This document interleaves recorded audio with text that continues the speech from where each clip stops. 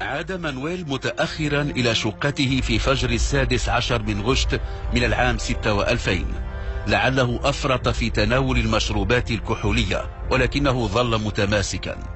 كان شارع كاستيون الذي اصطفت على رصيفيه الأشجار يمتد تحت أضواء خافتة. الساعة تقترب من 4 فجرا، تكاد تنعدم الحركة. ربما رأى مانويل من بعيد زوجا من العشاق يتهادى، ليس في الأمر ما يستوقف انتباهه. فتح باب العمارة، في مدخلها مرايا تغطي الجزء الأكبر من الجدران. نظر إليها فرأى نفسه، ولعله ابتسم، ثم تقدم نحو باب المصعد.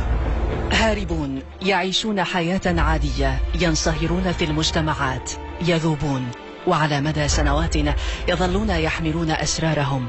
هي أسرار رهيبة، ذكريات لا تغمض لها جفونهم. يبرعون في التمويه، يتخذون هويات زائفة، يتخفون. ثم يأتي يوم تنكشف فيه الأسرار وتسقط الأقنعة، ويقعون في قبضة العدالة. هاربون، قصص مستوحاة من الواقع، كتبها ويقدمها عبد الصادق بن عيسى. حلاق بني قاسم.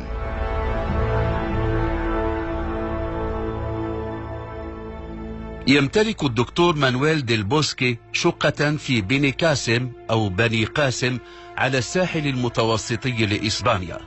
وقد تعود الطبيب الذي يمتلك عيادة في بلنسيا على التوجه إلى بني قاسم لتمضية عطل نهايات الأسابيع أو العطل الصيفية.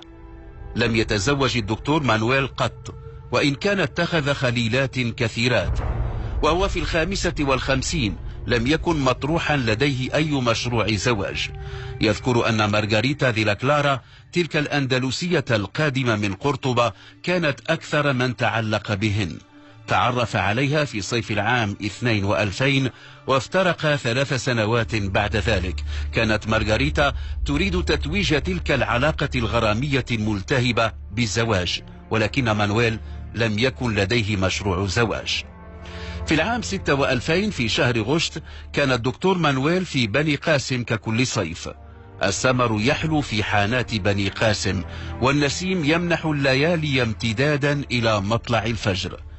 وكذلك عاد مانويل متأخرا إلى شقته في فجر 16 من غشت من العام 26، لعله أفرط في تناول المشروبات الكحولية، ولكنه ظل متماسكا.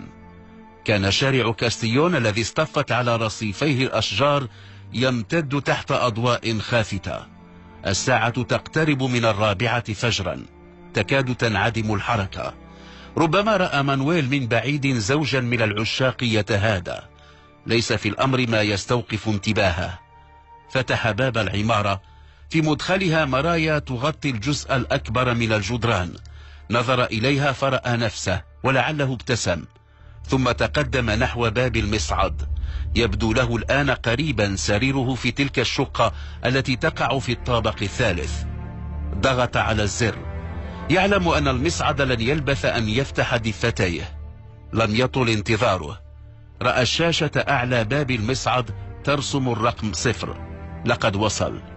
ثم انفتح الباب. تقدم، ولكنه اصطدم بشخص خارج من المصعد. كان يضع على وجهه قناعا كتلك الأقنعة التي يرتديها عشاق الحفلات التنكرية. كان قناعا أبيض يغطي العينين والأنف. من تحت القناع ظهرت لحية اخترقت لونها الداكن بقع من الشيب. اندفع المقنع دون أن ينطق كلمة واحدة. رآه يفتح الباب ثم يختفي في الشارع. هم مانويل باتباعه، ثم لسبب لا يعلمه قرر ركوب المصعد. ضغط على الزر، انفتحت الدفتان وابتلعتاه. في الطابق الثالث 3 شقق. كانت شقته مقابلة تماما لباب المصعد. خرج ومضى إلى الباب، فتحه، دخل ومضى مباشرة إلى سريره. لم ينزع ثيابه، لعل حالة السكر التي كان عليها حالت بينه وذلك. في قرارة نفسه أن يوما آخر ظنه ممتعا قد انتهى. هو في عطلة، وسينام إلى أن ينال جسمه ما يكفي من الراحة. كذلك حدث نفسه في الرمق الأخير من صحوته. ولكن الذي حدث لم يكن لينسجم مع رغبته تلك. في حدود 9 صباحا قرع جرس شقته مرة ثم مرات. كان الذي بالباب يبدي إصرارا غريبا. نهض الدكتور مانويل ديل بوسكي متثاقلا، حتى إنه ظن أن حالة مستعجلة دفعت بأحدهم ليطرق بابه، ثم تذكر أنه في عطلة. كانت خطواته قد أوصلته إلى الباب. تفطن إلى أنه شبه عار، توارى وراء الباب وأطل برأسه. الشرطة. قال الشرطي الواقف أمامه إنه يريد أن يوجه إليه بضع أسئلة. ظل يحملق فيه لبرهة، ثم استأذنه في ارتداء ملابسه. كان ما رآه كافيا لإخراجه من عالم النيام. بعد دقيقتين فتح الباب وأدخل الشرطي. كان شابا لعله قرأ استغراب مانويل لحضور الشرطة إلى منزله فبادره بالحديث. اعتذر الشرطي. كان الأهم بالنسبة لمانويل هو ما بعد الاعتذار، ثم قال: سيد مانويل ديل بوسكي، هل لي أن أسألك متى عدت إلى شقتك أمس؟ نظر مانويل إلى الشرطي باستغراب. لماذا؟ ألا تعلم؟ ما الذي حدث؟ الليلة الماضية تعرضت الشقة الملاصقة لشقتك لاعتداء. صمت الشرطي قليلا. قتلت صاحبة الشقة السيدة بلانكا. نزل الخبر كالصاعقة على مانويل. السيدة بلانكا مورسيانو جارته كانت امرأة طيبة، كثيرا ما التقيا في المصعد أو عند الباب. كانت وهي في عقدها السابع تحب الحياة وتقبل عليها. مضى يفكر في السبب الذي يدفع إلى قتل امرأة بتلك الطيبوبة لما جاءه صوت الشرطي الشاب. سيد مانويل، نقدر إحساسك، ولكننا نريد معرفة ما إذا كنت قد سمعت حركة غير عادية أو رأيت شخصا غريبا. تذكر مانويل ذلك المقنع الذي اندفع خارجا من المصعد. اسمع سيدي، عدت إلى البيت في حدود 4 صباحا، ولما هممت بدخول المصعد فاجأني شخص يخرج منه. كان مقنعا، يضع على وجهه قناعا أبيض كذلك الذي يضعه المشاركون في حفلات تنكرية. قلت إنك عدت في 4 فجرا. نعم، أظن أن الساعة كانت في حدود ذلك. ركب الشرطي الشاب رقما على لوحة هاتفه النقال، ثم أبلغ من يخاطبه بما سمعه من مانويل. أقفل الخط وطلب من مانويل أن يرافقه إلى مقر الشرطة لتدوين إفاداته في محضر رسمي. حينها أضاف معلومات من قبيل أن الرجل الذي اندفع خارجا من المصعد كان ملتحيا، وأن بلحيته بقعا بيضاء من شيب، أشار إلى أنه ينزع إلى الطول. سئل مانويل عن بواب العمارة، قال إنه لما دخل لم يره، وإن أضواء غرفته كانت مطفأة. لم يخف مانويل قلقه. الذي حدث للسيدة بلانكا يعني أنه لم يعد آمنا في شقته تلك.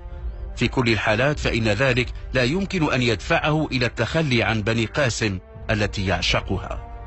يعلم مانويل أن شرطة بني قاسم تقوم بالتحريات اللازمة على أمل الوصول إلى قاتل السيدة بلانكا الذي لم يترك وراءه ما يقود إليه، في الظاهر على الأقل. كانت الفرضية الأقوى أن القاتل من معارف الضحية، وأنها ربما تكون فتحت له باب العمارة وباب شقتها. في الأيام التي تلت كان الدكتور مانويل ديل بوسكي يستنفر كل ذاكرته كلما صادف ملتحيا في الشارع أو في مقهى أو في سهرة. ثم ذات عصر بينما كان يمر في شارع كارلوس سالفادور تذكر السيدة بلانكا. كان قد التقاها قبل أيام هناك. أخبرته أنها كانت عند كارلوس الحلاق. كانت تتحدث عنه بإعجاب لافت للانتباه. رآه مانويل مرة أو مرتين. كان يبدو رجلا وسيما، وكانت لحيته السوداء التي بدأ يغزوها الشيب والمشذب بعناية تزيده أناقة. اللحية. وكأنه تذكر شيئا. تفجر في ذهنه سؤال: هل يكون قاتل بلانكا هو كارلوس الحلاق؟ كان يقترب من محله. كان مفتوحا. فكر مانويل في الدخول متذرعا برغبته في تصفيف شعره. بدا له الرجل مختلفا بعض الشيء عن ذاك الذي رآه من قبل، وكأن شيئا ما تغير في وجهه. وسرعان ما اكتشف أن كارلوس الذي كانت تؤثث وجهه لحية أنيقة لم يعد ملتحيا. انتظر دوره. كان وقت الانتظار فرصة إضافية لاستراق النظر إليه. كان الرجل مديد القامة يتصرف بما يبدو تلقائية، على شفتيه ابتسامة لا تفارقه أحيانا بلا سبب ظاهر. لما جاء دور مانويل وقف الحلاق كارلوس ينظر إليه، لعله كان يفكر فيما يناسب زبونه الجديد، ثم بادره بسؤال: هل هي المرة الأولى التي تزورنا فيها؟ نعم، ولكنني أعرف المحل منذ فترة. جارتي كانت زبونة لكم. من تكون؟ تنفس مانويل نفسا عميقا. فليرحمها الله سيدة بلانكا مورسيانو. نطق اسمها وهو ينظر في عيني الحلاق. ارتسمت على ملامحه ردة فعل لا يدري كيف يصفها، ثم تدارك الموقف، ابتلع ريقه وقال: فليرحمها الله، نعم كانت زبونة محترمة. ومتى ماتت؟ بالنسبة لمانويل فإن السؤال الذي طرحه كارلوس الحلاق يشي بأنه كان يعلم، وبأنه ربما أخفى شيئا ما. غادر مانويل محل الحلاقة. كانت شكوكه تزداد. المقنع الذي صادفه فجر ذلك اليوم الذي قتلت فيه بلانكا ربما كان كارلوس نفسه. يبدو أنه تخلص من لحيته قبل بضعة أيام فقط. في الغد مضى مانويل إلى المقر المركزي لشرطة بني كاسم أو بني قاسم. أفضى للضابط الذي استمع إليه يوم قتلت جارته بأنه يشك في أن المقنع الذي صادفه خارجا من المصعد هو كارلوس الحلاق. عدا اللحية التي حلقها حديثا، تبقى الأوصاف التي يحتفظ بها مانويل في ذاكرته تنطبق عليه تماما.